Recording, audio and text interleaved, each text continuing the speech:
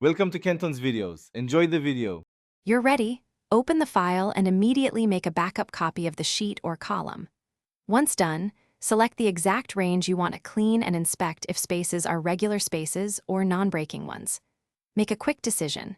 Use formulas when you need repeatable, auditable cleaning, or use find and replace for a fast one-off.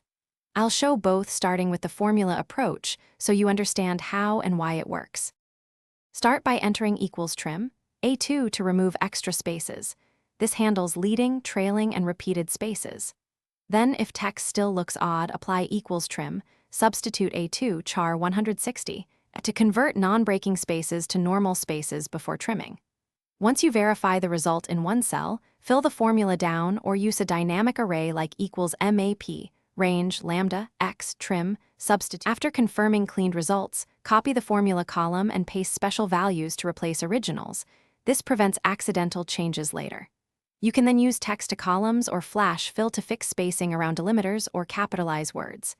If some cells still misbehave, test with equals len, A2, and equals code mid, A2N1 to find hidden characters or run clean to strip non-printables. If you see char 160, substitute it. That usually resolves persistent invisible spaces.